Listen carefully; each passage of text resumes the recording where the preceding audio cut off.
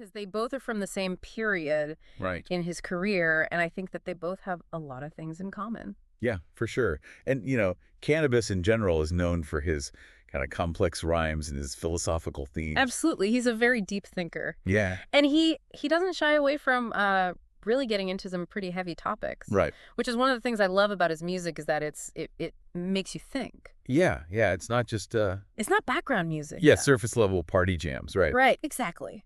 Okay, so why don't we start with Dagon? Okay.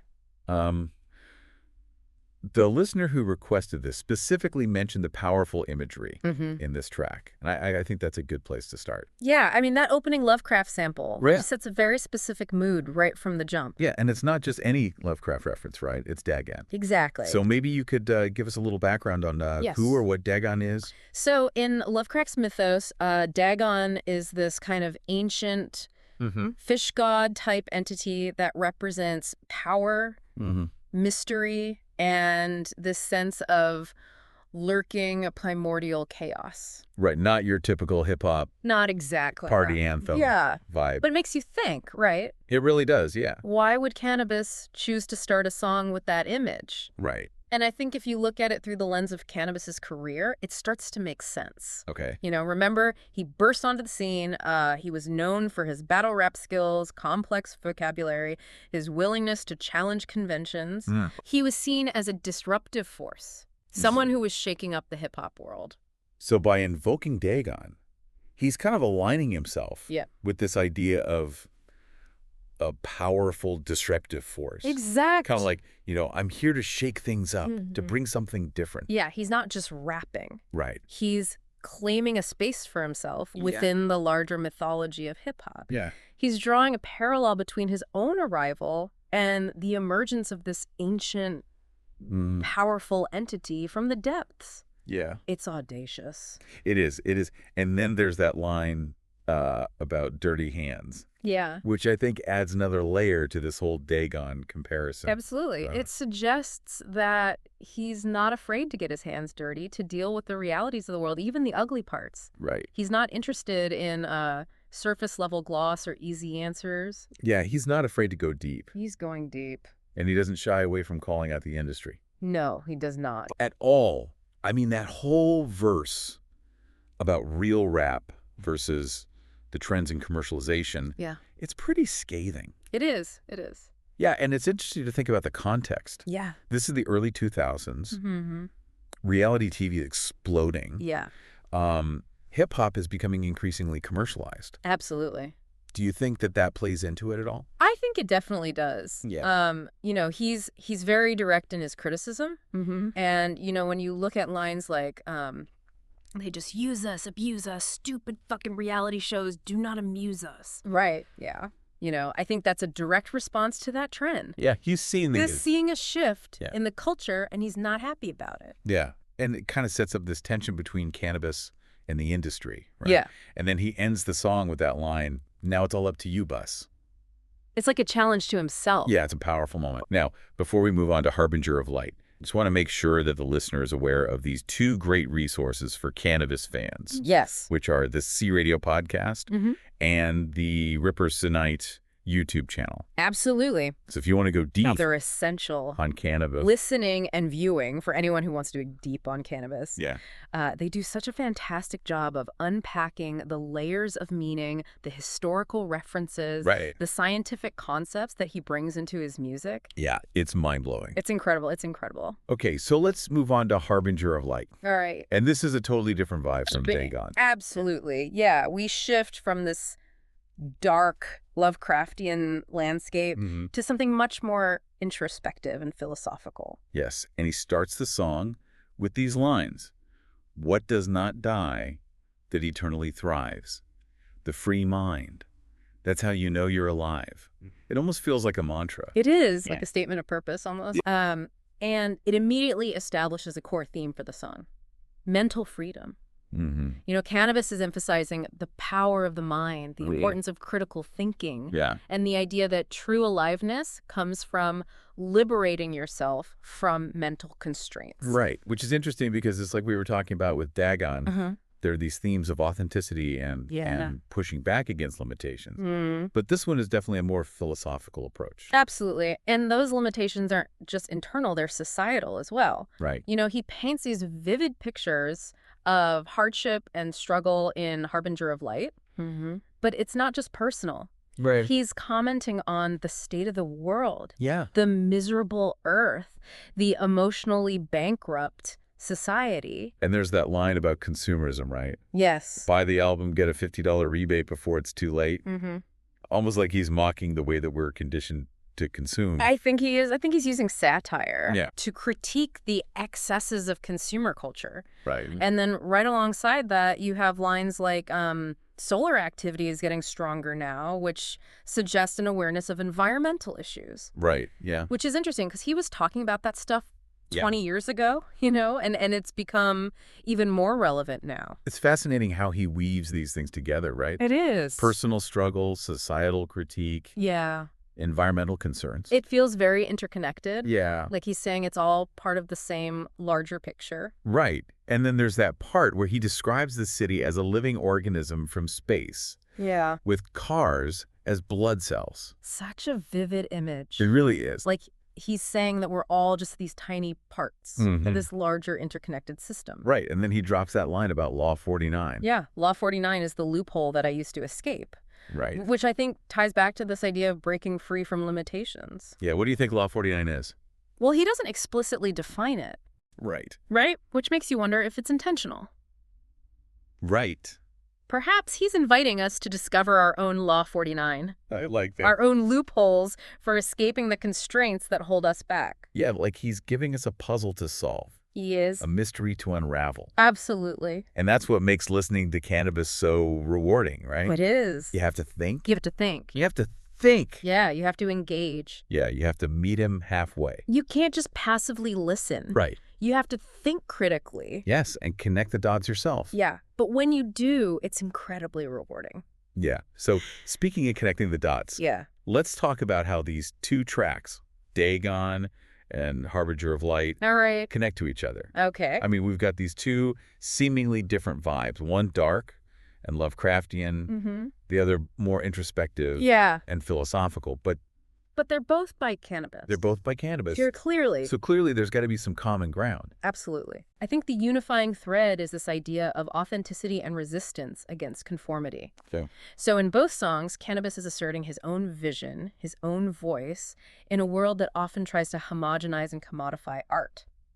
So in Dagon, he's calling out the industry for its superficiality, its focus on trends and commercial success over artistic integrity. Precisely. He's positioning himself as this Dagon-like figure, this disruptive force that's challenging the status quo, refusing to play by the rules. And then in Harbinger of Light, he shifts the focus inward. Yes. Emphasizing mental freedom, critical thinking, self-awareness as tools for resisting those external pressures to conform. It's like he's saying, okay, I've called out the problems in the industry and society. Now here's how we can equip ourselves to navigate those challenges, to stay true to ourselves in a world that's constantly trying to mold us into something we're not. So both songs are about resisting limitations. Yeah. But Dagon is more outward focused, targeting the industry and its structures. Yeah. And then Harbinger of Light is more about empowering the individual to break free. It's like two sides of the same coin. I like that. You can't truly break free from external pressures without also cultivating inner strength and awareness. And you can't fight for a better world without also doing the work to liberate yourself from limiting beliefs and thought patterns. Yeah. And maybe that's where the light in Harbinger of Light comes in. I think so. Right. It's not just about pointing out the darkness, the problems, the limitations, but also about illuminating a path forward. Yeah. A way to transcend those challenges. Absolutely. And find a more authentic way of being. That's beautifully put. Oh, thanks. And it connects back to the idea of Canibus as a harbinger, right? Right. He's not just a rapper, he's a messenger, someone who's bringing a new perspective, a new way of thinking to the world. And even though his music can be challenging, dense, sometimes even abrasive, there's this underlying message of hope. Right. This belief in the power of the individual to break free. Absolutely. And create something new. It's not an easy message. Right. And it definitely requires effort on the part of the listener. But if you're willing to put in the work to really dig into those layers of meaning, Right. it can be incredibly rewarding. Now, speaking of digging into those layers, Yeah. there's one line in Harbinger of Light that I keep coming back to. Law 49 is the loophole that I used to escape. Right. Such a cryptic line, but it feels so significant. Mm-hmm. So what do you think Law 49 is? You know, it's interesting because he doesn't explicitly define it, which makes it even more intriguing. Right. I'm leaning towards the metaphorical interpretation. Yeah. You know, it seems like Canibus is using Law 49 as a symbol for any rule, any system, any belief that limits our potential. Right. It could be a societal norm, a limiting belief we hold about ourselves, even a literal law that we perceive as unjust or oppressive. So the loophole he's talking about is finding a way to transcend those limitations. Exactly. Break free from the rules that no longer serve us. Yeah, and that loophole could be different for everyone. Right. It might involve questioning conventional wisdom, challenging authority, simply refusing to conform to expectations that don't align with our true selves. Right. It's like he's saying, hey, the system might be rigged, but there are always cracks in the foundation. Mm-hmm. Find those cracks, exploit them, and create your own path. Yeah, and I think that's a message that resonates deeply with Canibus's fan base. Yeah. These are people who are drawn to his complexity, his willingness to push boundaries, his refusal to be boxed in. It's almost like he's created a community Yeah, of loophole seekers. I like that. Yeah, people who are constantly challenging themselves and the world around them to think differently, You break free. to break free from those constraints that hold them back. Yeah, and that's what makes his music so powerful. It's not just entertainment. It's a call to action, an invitation to join him on this ongoing quest for liberation and self-discovery. So if we were to zoom out Yeah. and look at these two songs, Dagon and Harbinger of Light, Okay. as part of Canibus's larger body of work, what do you think they tell us? I think they represent a fascinating progression Okay. from outward critique to inward empowerment. Okay. In Dagon, he's railing against the system, exposing its flaws, asserting his own power as this disruptive force. But in Harbinger of Light, he's gone beyond simply pointing out the problems. He's offering a path forward, a way to navigate those challenges and find true freedom. It's like he's saying, okay, I've shown you the darkness, now let me show you the light. Yeah. And that light is the light of the mind, the light of critical thinking, the light of self-awareness. It's the light that allows us to see through the illusions of the world and to create our own realities. And it's a light that shines brightly It does. in both these songs, Yes, even amidst all the darkness and complexity. absolutely. And that's really what's so fascinating about these two songs is that they really do represent these two different sides of Canibus. You know, you've got the outward-looking social critic, Right. and then you've got the inward-looking philosopher. Mm-hmm. And I think both of those perspectives are really important. Yeah, and I think they both inform each other, right? Absolutely, yeah. Like, you can't really be an effective social critic Right. unless you've also done the work to understand yourself. To examine your own beliefs and your own biases Yeah. and to figure out what it is that you truly stand for. Yeah. And then on the other hand, you can't really achieve true inner peace Right. if you're ignoring the injustices and the suffering that's happening in the world around you. Yeah. So it's like a constant interplay between the inner and the outer. Exactly. And I think Canibus's music really reflects that. And I think that's one of the reasons why it's so powerful. Yeah. And I think that's also why it's so timeless. Absolutely. Like, you can listen to these songs today and they're just as relevant as they were 20 years ago, If not more so. if not more so, right? Especially the stuff about the environment. Like, Yeah. he was talking about that stuff back in the early 2000s, and now it's like front and center in our collective consciousness. It's crazy to think about how ahead of his time he was. He was a visionary. Yeah. He really was. And I think that's another reason why people are still drawn to his music, because it feels prophetic in a way. Yeah, like he was tapping into something deeper, Yeah. something beyond the surface level trends and fads. Right. And I think that's what we're trying to do here on this deep dive is to tap into that deeper level of meaning, Yeah. to go beyond the surface level and really unpack the layers of symbolism and metaphor that Canibus is using. Yeah, to really try to understand what he's trying to say Absolutely. and how it connects to our lives today. And how it connects to the world around us. And speaking of connecting, Yeah. let's come back to this idea of Law 49, Okay. because I think it's really central to understanding Canibus's message. So Law 49 is the loophole that I use to escape. Right. What does that mean to you? I mean, it's obviously metaphor, Mm-hmm. but I think it's a very powerful one. Yeah. And I think it speaks to this idea that we all have the power to break free from limitations. Right. Whether those limitations are self-imposed or imposed by society or by the systems that we live in. And so Law 49 is this sort of like symbolic representation of all of those limitations. I think so. Okay. Yeah. And then the loophole is the way to escape. Exactly. And I think that's what Canibus is calling us to do, is to find our own loopholes. Yes. To challenge the laws that no longer serve us. The rules, the beliefs, the systems that are holding us back. To create our own realities. Yeah, to step outside of the matrix. Unplug. To unplug. And to create something new. And that's not easy. It's not. It takes courage. It takes creativity. It takes a willingness to question everything. And to be uncomfortable. Absolutely. Because breaking free from limitations is never going to be a comfortable process. Yeah, you're going to have to face your fears. You're going to have to challenge your beliefs. You're going to have to step outside of your comfort zone. And you're probably going to piss some people off along the way. Probably. But that's okay. That's okay. Because the people who are worth keeping in your life are the ones who are going to support you on your journey. Yeah. Even when it gets messy. The ones who want to see you grow and evolve. Exactly. And so I think that's what Canibus is really all about, is empowering us to find our own paths. To become the best versions of ourselves. Yeah, and that's a message that I think we can all get behind. Absolutely. So as we wrap up this deep dive into Canibus, I want to leave you with this question. What is your Law 49? What is the loophole that you need to find? What limitations are you ready to break free from? And what kind of reality are you going to create for yourself once you do? Those are powerful questions. I think so. And I think they're worth pondering. Yeah. Because the answers to those questions are the keys to unlocking your true potential. And to creating a world that is more just and more equitable for everyone. Absolutely. And I think that's one of the things that makes Canibus so unique, is that he's not afraid to challenge us. You know, he's not afraid to make us think.